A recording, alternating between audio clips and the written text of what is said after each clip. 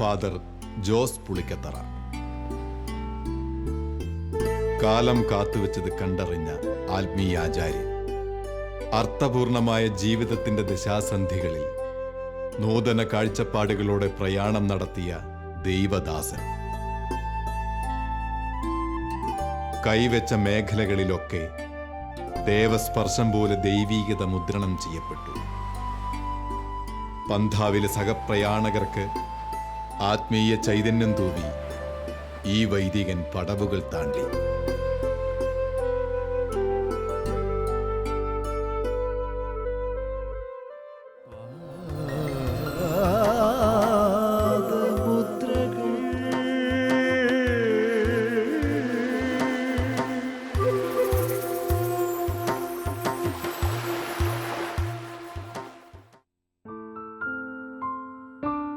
ഗഹനകാലത്തിന്റെ മറുപുറം താണ്ടി brother Jose father Jose പുളിക്കത്തറയായി. കാലവും ദേശവും മാറി. കർത്താവിനോടുള്ള പ്രണയപൂർവമായ അഭിനിവേശം ആത്മാർത്ഥതയുടെ ബഹിർസ്ഫുരണമായി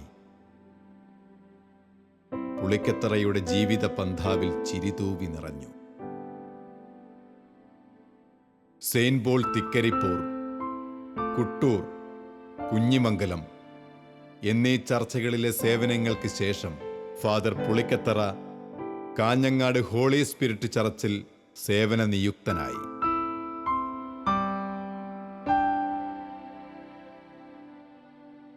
താൻ കൈവച്ച മേഖലകളിലൊക്കെ പ്രതാപത്തിന്റെ ബഹിർസ്ഫുരണം കാണിച്ചുകൊണ്ട് ഫാദർ പുളിക്കത്തറ ഈ പ്രദേശത്തെ ഉന്നതിയിലേക്ക് നയിച്ചു.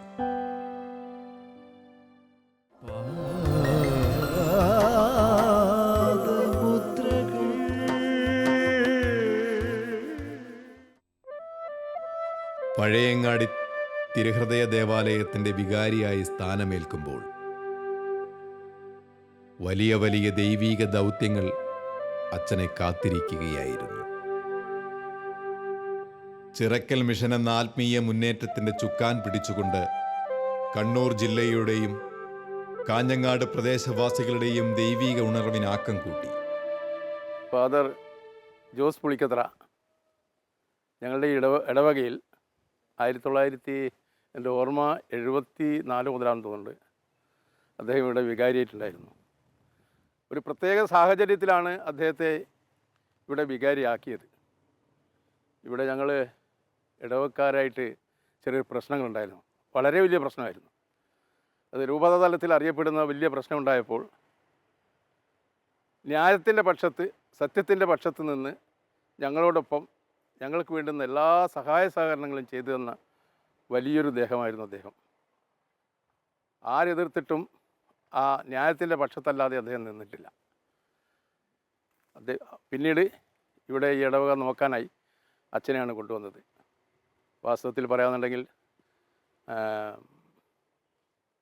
ഭക്തിപരമായും ഇടവക തലത്തിലും മറ്റെല്ലാ തരത്തിലും ഈ ഇടവകയ്ക്ക് ഒരു പുത്തൻ ഉണർവുണ്ടായത് അദ്ദേഹം വന്നതിന് ശേഷമാണ്.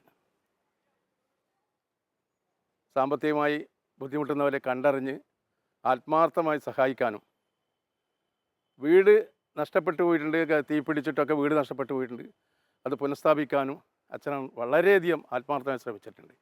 ഇന്നത്തെ മാതിരി വാഹന സൗകര്യങ്ങളൊന്നും ഇല്ലാത്ത സമയമായിരുന്നു. മൈലുകളോളം ഇന്നത്തെ മാതിരി ഇന്ന് കാണുന്ന ഉഷ്ണത്തിൻ്റെ അതേ കാഠിന്യം സഹിച്ചുകൊണ്ട് മൈലുകളോടെ നടന്നു വന്നിട്ടാണ് എല്ലാ പ്രവർത്തനങ്ങളും കാഴ്ചവെച്ചത്. ഞങ്ങൾക്ക് ഈ ഇടവക്കാർക്ക് യാതൊരു കാരണവശാലും ഫാദർ ജോസ് പുളിക്കത്തറയെ മറക്കാൻ സാധ്യമല്ല. അദ്ദേഹം സ്ഥാപിച്ച വീടുകൾക്ക് ആ സ്ഥലത്തിന് ജോസ് കോളനി എന്നാണ് പേരിട്ടത്. ഞങ്ങൾ തന്നെ ഇട്ടതാണ്. അച്ഛൻ്റെ നാമധേയം ഇവിടെ എപ്പോഴും ഉണ്ടാവണം എന്നുള്ള നിലയിൽ ജോസ് കോളനി എന്നാണ് അത് ആ കോളനിക്ക് പേരിട്ടത്. അതിനൊക്കെ പുറമെ ഈ മേഖലയിൽ ബൈബിൾ കൺവെൻഷൻ എന്ന് പറഞ്ഞ ഒരു ഏർപ്പാട് ആദ്യമായിട്ട് തുടങ്ങിയത് പുളിക്കത്തറച്ചനാണ്. അതിന്നും എല്ലാ വർഷവും വളരെ ഭംഗിയായി കൊണ്ടു നടക്കുന്നുണ്ട്. പല മത്സരങ്ങളും എന്തെല്ലാം ചെയ്യാൻ പറ്റും അത് മുഴുവനും ഇന്നും കൊണ്ടു നടക്കുന്നുണ്ട്. സത്യത്തിൽ അച്ഛനാണ് അതിൻ്റെ പ്രധാനപ്പെട്ട തുടക്കക്കാരൻ. അങ്ങനെ വിവിധ മേഖലകളിൽ ഞങ്ങളുടെ ഇടവകയെ പിടിച്ചുയർത്താൻ ആത്മാർത്ഥമായി ശ്രമിച്ചൊരു വലിയ മനുഷ്യൻ. പഴയങ്ങാടി തിരുഹൃദയ ദേവാലയത്തിന്റെ ഭാഗമായ വെള്ളച്ചാൽ പ്രദേശത്തിന്റെ ദുരിതപൂർവമായ അവസ്ഥ കണ്ട് അച്ഛൻ തൻ്റെ പിൻഗാമി ചെയ്തു വെച്ചതിൻ്റെ തുടർച്ചയെന്നോണം പ്രവർത്തിക്കുകയും അവിടെ തുടങ്ങിവെച്ച വീടുകളുടെ പൂർത്തീകരണം നടത്തി ഒരു പറ്റം കുടുംബങ്ങളെ പുനരധിവസിപ്പിച്ച് അവർ കത്താണിയായി. ഏതാണ്ട് ഒരു 10 വർഷം മുമ്പ് കരുണി ഫാദർ ഈ മേഖലയിൽ പ്രവർത്തിച്ചപ്പം വെള്ളച്ചാൽ വലിയൊരു കോളനി, അതായത് വെള്ളപ്പൊക്കം വന്നപ്പോൾ ആൾക്കാർക്ക് താമസിക്കാൻ അന്ന് കാലത്തൊക്കെ ഈ വെള്ളപ്പൊക്കം ഉണ്ടാവുക എന്നുള്ളത് വളരെ വിഷമം പിടിച്ചൊരു കാലഘട്ടം. എവിടെയും യാത്ര ചെയ്യാൻ പറ്റില്ല, ചുറ്റുപാടും വെള്ളമാണ്, എങ്ങോട്ടും പോകാൻ കഴിയാത്ത ഒരു കാലഘട്ടത്തിൽ കരുണി ഫാദർ ഒരു ലൈൻ വീടുണ്ടാക്കി വെക്കുകയും ആ ലൈൻ വീട് പിന്നീട് നമ്മളെ ജോസ് പുളിക്കത്തറ അച്ഛൻ വന്നപ്പോൾ അത് ഈ പാർട്ടാക്കി തിരിച്ച് കുടുംബങ്ങൾക്ക് താമസിക്കാനുള്ള സൗകര്യം ഉണ്ടാക്കി കൊടുത്തു. ഏതാണ്ട് ഒരു 4-4.5 കിലോമീറ്ററോളം നടന്നു വേണം ഈ പള്ളിയിൽ നിന്നും വെള്ളച്ചാൽ പ്രദേശത്ത് എത്തുവാൻ. അന്ന് റോഡോ മറ്റ് വാഹന സൗകര്യമോ മറ്റുള്ള സൗകര്യങ്ങളോ ഇല്ല, കറണ്ട് പോലും ഇല്ല. ഈ പള്ളിയിൽ തന്നെ കറണ്ട് കിട്ടിയത് വളരെ അടുത്ത കാലത്താണ്, അച്ഛൻ വരുന്നത് കുറച്ച് മുമ്പാണ് കറണ്ട് കിട്ടിയത്.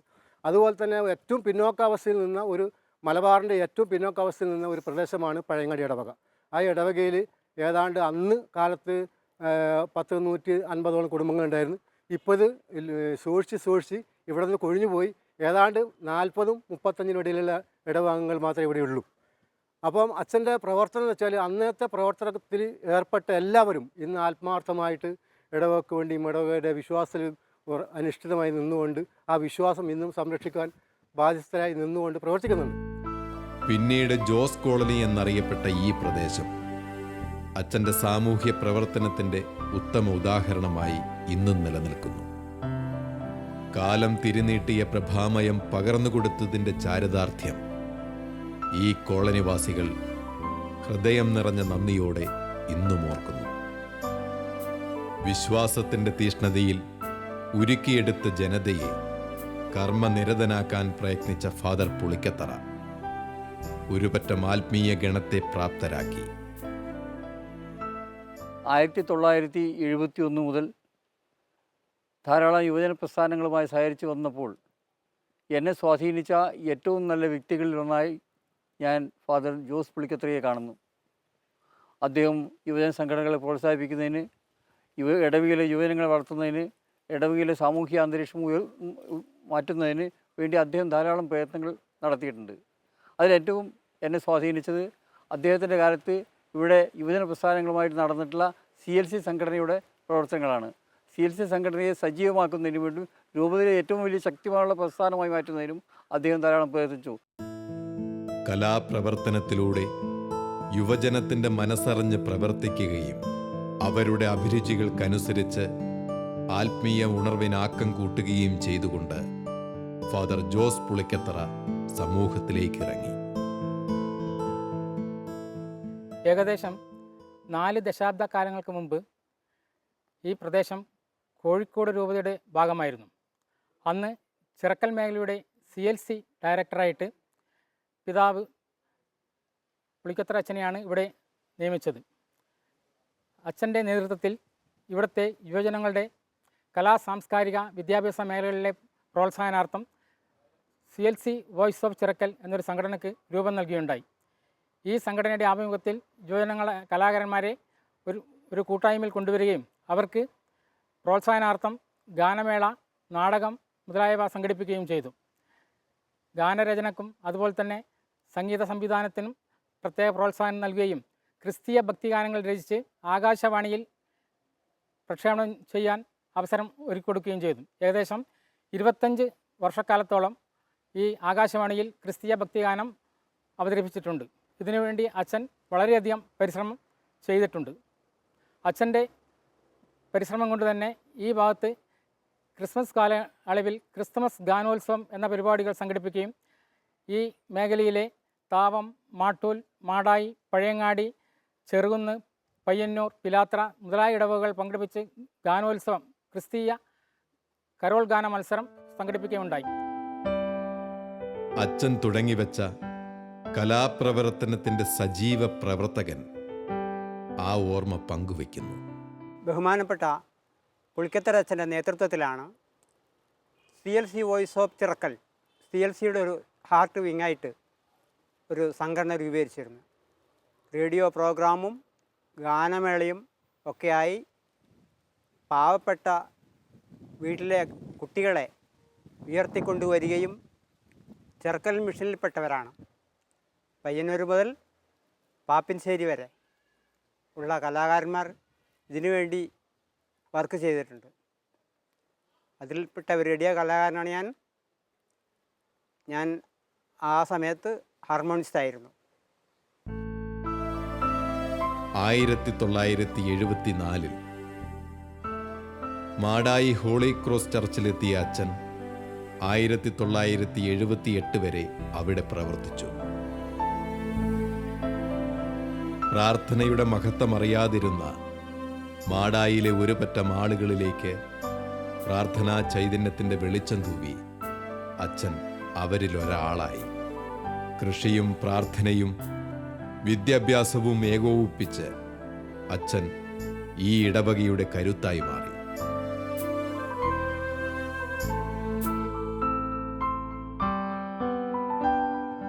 ഇന്ന് ഈ കാണുന്ന മാടായി പ്രദേശം, നമ്മൾ മുന്നിൽ കാണുന്ന തെങ്ങിൻ തോപ്പുകൾ, കൃഷിപ്പാടങ്ങൾ എല്ലാം അദ്ദേഹത്തിൻ്റെ ഒരു കഴിവാൽ മാത്രം ഇത്രയെങ്കിലും നന്നാക്കാൻ കഴിഞ്ഞു. ഫാദർ ജോസ് പുളിക്കത്തറ ഇവിടെ വന്നതിന് ശേഷം ഇവിടുത്തെ വിശ്വാസികൾക്ക് ഒരുപാട് സാമ്പത്തികപരമായിട്ടും മാനസികപരമായിട്ടും ശാരീരികമായിട്ടും ഒരുപാട് മാറ്റങ്ങൾ സംഭവിച്ചിട്ടുണ്ട്. അതിൽ പ്രധാനപ്പെട്ടതാണ് വിദ്യാഭ്യാസം. പാവപ്പെട്ടവരെ കഴിവും വിധം നന്നായി പഠിപ്പിച്ച് അവരെ നല്ല നിലയിലെത്തിക്കാൻ ശ്രമിച്ച ഒരു വൈദികനാണ്. ഇന്ന് ഇവിടെ കാണുന്ന ഈ 4 മതിൽക്കെട്ടുകൾ പോലും ഈ രൂപത്തിൽ ചേർത്ത് ഉണ്ടാക്കിയത് ഫാദർ ജോസ് പുളിക്കത്തറയാണ്. നമ്മുടെ അടുത്ത് കാണുന്ന ഫാദർ താമസിക്കുന്ന ഈ പുരയിടം വരെ ഇത്രയും ഭംഗിയെ തീർത്തത് അദ്ദേഹത്തിൻ്റെ കാലത്തായിരുന്നു. നമുക്ക് കിട്ടാനുള്ള എല്ലാ അവകാശങ്ങളും രൂപതയിൽ നിന്ന് പിടിച്ചു വാങ്ങി തരികയും ഈ പാവപ്പെട്ട ജനങ്ങൾക്ക് വേണ്ടി ഉപയോഗിക്കുകയും ചെയ്ത ഒരു നല്ല വൈദികനാണ് ഫാദർ ജോസ് പുളിക്കത്തറ. ആത്മീയമായിട്ട് വളരെയധികം മുന്നോട്ട് പോയിക്കൊണ്ടിരിക്കുന്ന സമയത്ത് അദ്ദേഹത്തിൻ്റെ കഴിവാൽ ഇന്ന് രൂപതയിൽ എടുത്തു പറയത്തക്ക വിധം മാടായി ഇടവക വളർന്നു കഴിഞ്ഞു. അതിന് ഞങ്ങൾ അദ്ദേഹത്തെ വളരെ നന്ദിപൂർവ്വം സ്മരിക്കുന്നു. കുടുംബ ബന്ധങ്ങൾക്ക് വഴികാട്ടിയായി ആത്മീയതയുടെ അനന്ത സാധ്യതകൾ തുറന്നുകൊടുത്തു. ഫാമിലി പ്രോജക്റ്റിലൂടെ 5000 രൂപ വീതം 10 വീട്ടുകാരെ കണ്ടെത്തി സഹായഹസ്തങ്ങൾ നീട്ടി അച്ഛൻ ഇടവകയെ തൊട്ടറിഞ്ഞു.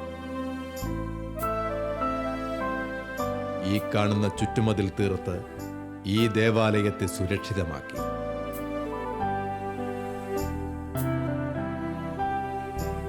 വിശാലമായ ഈ ഗ്രൗണ്ട് നിർമ്മിച്ചുകൊണ്ട് പള്ളിയുടെ ബാഹ്യഘടനയിൽ ഉണർവുണ്ടാക്കുകയും ചെയ്തുകൊണ്ട് അച്ഛൻ പ്രവർത്തന നിരതനായി. ബഹുമാനപ്പെട്ട പുളിക്കോത്തച്ഛൻ ഇവിടെ 1974 മുതൽ 77 വരെ ഇവിടുത്തെ വികാരിയായിരുന്നു. ആ കാലത്ത് അദ്ദേഹം ഇവിടെ ചെയ്ത പല പ്രവർത്തനങ്ങളും ഇവിടുത്തെ ജനങ്ങൾക്ക് ഉപകാരപ്രദമായിരുന്നു. ആദ്യമായിട്ട് അദ്ദേഹം എല്ലാ വീടുകളും സന്ദർശിച്ച് അവിടെയുള്ള എല്ലാവർക്കും വേണ്ടി പല വിധത്തിലുള്ള സഹായങ്ങൾ ചെയ്തു. അവരെല്ലാം പള്ളിയായിട്ട് വളരെയധികം അടുപ്പിച്ചിരുന്നു. പിന്നീട് പല കാര്യങ്ങൾ അദ്ദേഹം ചെയ്തിട്ടുണ്ട്.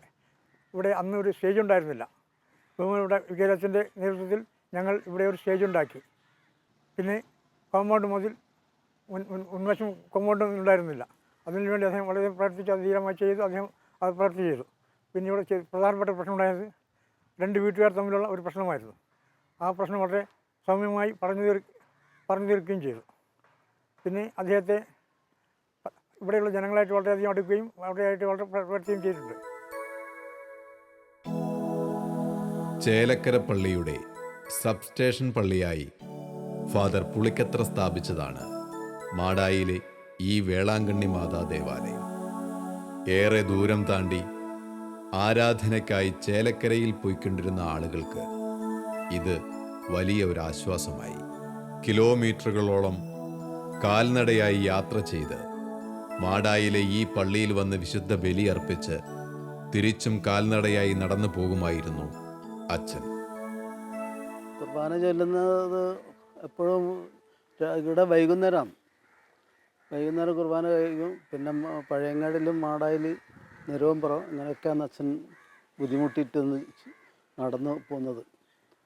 പിന്നെ അച്ഛന് വന്നാൽ തന്നെ ഇവിടുന്ന് ഭക്ഷണമല്ല അങ്ങനെ ഒരു ചായയോ കൊടുക്കലില്ല. അച്ഛൻ തന്നെ സൈക്കിളാണ്. മറ്റേ ഇവിടെ ആൾക്കാരൊക്കെ ദൂരത്തുനിന്ന് വരുന്നത് കൊണ്ട് അച്ഛൻ വന്ന് വെയിറ്റ് ചെയ്യലാണ്. എന്നാലും കുറച്ച് ആളെല്ലാം കുർബാനൻ്റെ സമയത്ത് ഇങ്ങനെ എത്തിപ്പെട്ട് കഴിഞ്ഞാൽ പിന്നെ ചൊല്ലി അങ്ങനെ അച്ഛൻ ഇടുന്നത് കുർബാനയും ചൊല്ലിട്ട് അങ്ങോട്ട് മറ്റിടത്തേക്ക് പോകാം. ആത്മീയതയുടെ നിറവിൽ നിന്നുകൊണ്ട് തന്നെ സാമൂഹികമായ മുന്നേറ്റങ്ങൾക്ക് ആക്കം കൂട്ടുവാൻ ഈ ക്രാന്തദർശി ആർജിച്ചെടുത്ത ഊർജം ഈ നാടിൻ്റെ നടുത്തളത്തിൽ നൂതന നാളെയെ രൂപപ്പെടുത്തി. ചിറക്കൽ മിഷൻ എന്ന സുവിശേഷ മുന്നേറ്റങ്ങളുടെ മുൻനിരയിൽ നിന്നുകൊണ്ട് അച്ഛൻ ചരിത്രത്തിൻ്റെ ഏടുകളിൽ സ്ഥാനം നേടി. മലബാറിൻ്റെ മണ്ണിലെ ആത്മീയ വിഹലതകൾക്കുമേൽ അച്ഛൻ്റെ സാന്ത്വനം ആശ്വാസമായി ഇവിടുത്തെ ജനം കണ്ടറിഞ്ഞു. ചരിത്രം കൊണ്ട് പുകൾപ്പെട്ട തലശ്ശേരിയുടെ മണ്ണിൽ ഫാദർ പുളിക്കത്തറ നിയുക്തനായത് 1980 മുതലാണ്. വിശ്വാസത്തിൻ്റെ തീഷ്ണത തരിമ്പു മാത്രമായി അവശേഷിച്ച ഭൂരിപക്ഷം വരുന്ന മത്സ്യബന്ധന തൊഴിലാളികളുടെ ആത്മീയ ഉന്നമനം ഏറ്റെടുത്ത് ഫാദർ ആദ്യം സമൂഹത്തിലേക്ക് ഇറങ്ങി.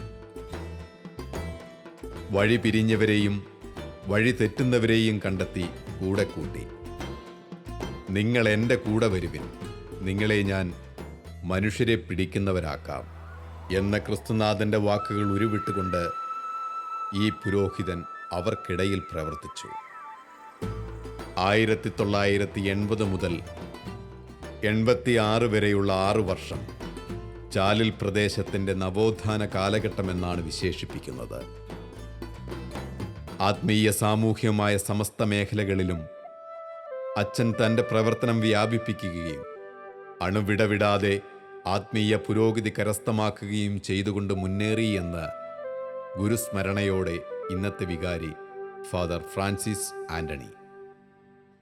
ഞങ്ങൾക്കേവർക്കും ഗുരുതുല്യനാണ് ജോസ് പുളിക്കത്തറ അച്ഛൻ. 1980കളിൽ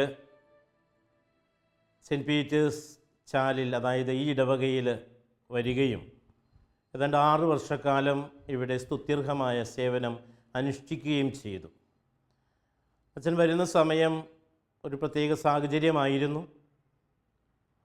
ടഫ്രലച്ചന് ശേഷം ഇടവകയിൽ നവോത്ഥാനത്തിൻ്റെ ഒരു പാത തെളിച്ച വലിയ ഒരു ഗുരുതുല്യനാണ് ജോസ് പുളിക്കത്തറയച്ചൻ. ഈ ചാലിൽ നിവാസികൾക്ക് ഒരിക്കലും മറക്കാനാവാത്ത വിധത്തിലുള്ള പ്രോത്സാഹനം നൽകുകയും വചനത്തിൻ്റെ വിത്ത് വിതച്ചുകൊണ്ട് വിശ്വാസത്തിൻ്റെ ദീപം ഈ ചാലിൽ ഇടവകയിലെ മക്കൾക്ക് പ്രദാനം ചെയ്യുകയും ചെയ്തു. അച്ഛൻ വിതച്ച വിത്തിൻ്റെ ഫലമിന്ന് ഞങ്ങൾ അനുഭവിച്ചു കൊണ്ടിരിക്കുന്നു.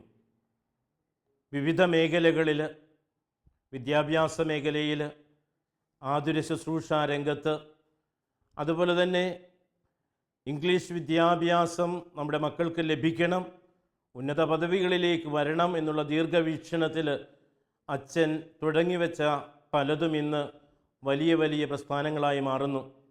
ഒട്ടനവധി പേർക്ക് വിജയത്തിൻ്റേതായ പാത തെളിച്ചു കൊടുക്കുവാനായിട്ട് പുളിക്കത്തറയച്ചൻ വിതച്ച വിത്തിന് സാധിച്ചു എന്ന് അഭിമാനപൂർവ്വം പറയുവാൻ എനിക്ക് സാധിക്കും. ഏത് ഫീൽഡിലും അച്ഛൻ്റെ കൈ പതിഞ്ഞിട്ടുണ്ട്. അത് ഇന്ന് അനുഭവിച്ചു കൊണ്ടിരിക്കുന്ന മക്കൾക്ക് അത് അറിയാനും സാധിക്കും. അതുകൊണ്ട് തന്നെയാണ് അച്ഛനെക്കുറിച്ചുള്ള ഈ ഒരു പരിപാടി നടക്കുന്നു എന്ന് കേട്ടപ്പോൾ ഇത്രയും പേര് ഇവിടെ വരികയും അച്ഛനോടൊപ്പം സന്തോഷം പങ്കുവയ്ക്കുവാനായിട്ടുള്ള അവസരം ഉണ്ടാക്കുകയും ചെയ്തത്. നിസ്സഹകരണത്തോടെ പ്രവർത്തിച്ചിരുന്ന ഒരു ജനവിഭാഗത്തിലേക്കാണ് അച്ഛൻ ഇറങ്ങി പുറപ്പെട്ടത്. ആത്മീയമായ കാഴ്ചപ്പാടുകളിൽ അച്ഛൻ്റെ ദീർഘവീക്ഷണം ഇടവകയുടെ ഉന്നമനത്തിന് ആക്കം കൂട്ടി.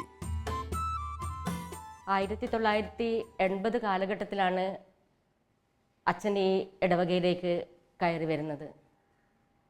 അന്ന് ഈ ദേവാലയത്തിൽ ഒരു വികാരിയച്ഛൻ ഉണ്ടായിരുന്നില്ല. ചാൽ നിവാസികൾ അന്ന് ദിവ്യബലി കാണാൻ പോലും വിഷമിച്ചിരുന്ന കാലഘട്ടമാണത്.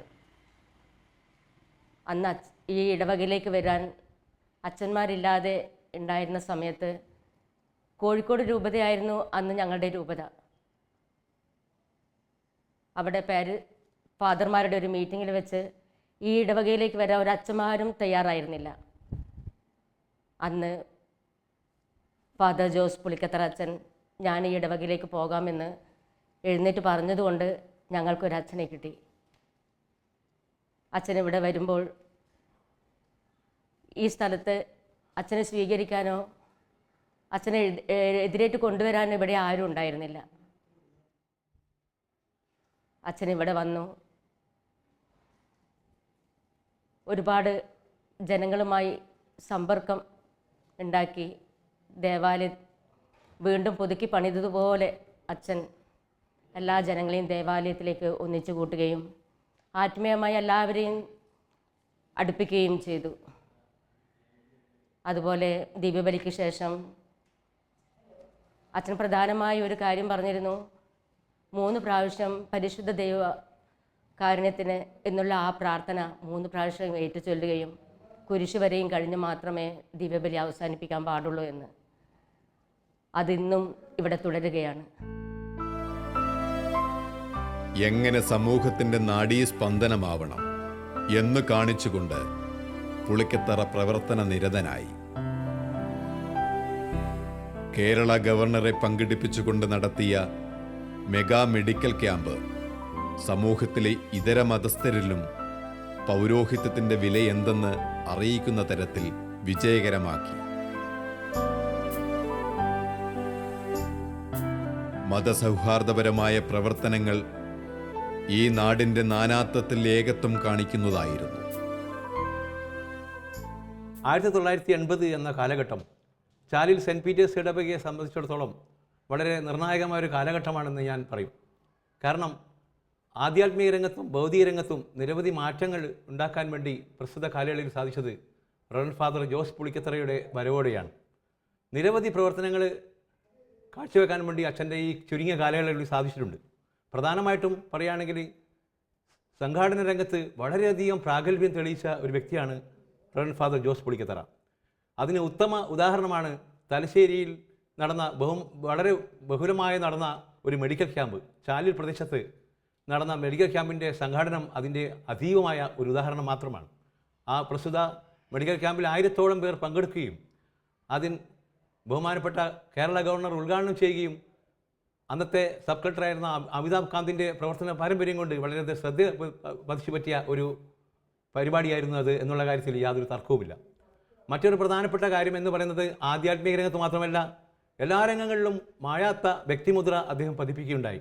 വാർഡുകൾ ആയി വിഭജിച്ചുകൊണ്ടുള്ള കലാമത്സരങ്ങൾ നടത്തുന്നതിൽ കൊണ്ട് തന്നെ നിരവധി കർമ്മയോഗികളായ ആൾക്കാരെ വാർത്തെടുക്കുന്നതിന് അദ്ദേഹത്തിന് സാധിച്ചിട്ടുണ്ട്. മാത്രമല്ല ഈ കാലയളവിൽ ഉണ്ടായ അഭൂതപൂർവമായ വളർച്ച, ഇടവകയുടെ വളർച്ച വളരെയധികം വിലപ്പെട്ട ഒരു വളർച്ച തന്നെയാണ്. പ്രത്യേകിച്ച് ഇവിടെ ഉണ്ടായിരുന്ന നെറ്റ് മേക്കർ സൊസൈറ്റിയുടെ പ്രവർത്തന രംഗം വളരെയധികം ശ്ലാഘനീയമായ പ്രവർത്തനമായിരുന്നു അച്ഛൻ്റെ നേതൃത്വത്തിൽ നടത്തിയത്. മാത്രമല്ല ഇവിടെ ഒരു പ്രിൻറ്റിംഗ് പ്രസ് ആരംഭിക്കുക വഴി ധാരാളം പേർക്ക് തൊഴിൽ ലഭിക്കാനുള്ള സാഹചര്യവും അദ്ദേഹം ഒരുക്കുകയുണ്ടായി. മലബാർ ചേംബർ ഓഫ് കോമേഴ്സിനോട് അനുബന്ധിച്ച് നടന്ന അവരുമായി അഫിലിയേറ്റ് ചെയ്ത് നടത്തിയ 2 വർഷത്തെ ആരോഗ്യ പരിപാടികൾ വളരെ മികച്ച രീതിയിൽ സംഘടന നടത്താൻ വേണ്ടി അച്ഛൻ്റെ ഈ കാലയളവിൽ സാധിച്ചിട്ടുണ്ട്. ഒരു പ്രിന്റിംഗ് പ്രസ് സ്ഥാപിച്ച് അത് നാടിനായി സമർപ്പിച്ചു. അച്ചടി സംബന്ധമായ കാര്യങ്ങൾക്ക് ഏറെ കാതം താണ്ടേണ്ടിയിരുന്ന തലശ്ശേരിക്കാർക്ക് അതൊരു വിപ്ലവ മുന്നേറ്റമായിരുന്നു. പരസ്യപ്രചാരണ രംഗത്ത് പുതിയ കാഴ്ചപ്പാടുകളും കാൽവെപ്പുകളുമായി പുളിക്കത്തറ അച്ഛൻ മുന്നിട്ടിറങ്ങി. ഈ വിദ്യാഭ്യാസ മേഖലയ്ക്ക് പുറമെ അച്ഛൻ ഒരു പ്രിൻറ്റിംഗ് പ്രസ്സും വലം നന്നാക്കുന്ന ഒരു കർമ്മ പദ്ധതിയും ചെയ്തിരുന്നു. പ്രിൻറ്റിംഗ് പ്രസ്സിലും കുറേയധികം ആൾക്കാർ ജോലി ചെയ്യുകയും ആ പ്രിൻറ്റിംഗ് പ്രസ് ഈ നാട്ടിന് ഒരു നല്ലൊരു സഹായമായിരുന്നു. ഞങ്ങളുടെ സ്കൂളിനായാലും കുട്ടികൾക്ക് ബുക്ക് ബൈൻഡിങ്ങിനും പലവിധ കാര്യങ്ങൾക്കും ഈ പ്രസ് ഈ നാടിന് തന്നെ നല്ലൊരു സഹായം ചെയ്തിരുന്നു. ഇന്ന് ഈ പ്രസ് നിലവിലില്ലെങ്കിലും അന്ന് ഈ പ്രസ് ഈ നാട്ടിലെ പരസ്യ പ്രചരണത്തിൽ ഒരു മുതൽക്കൂട്ടായിരുന്നു.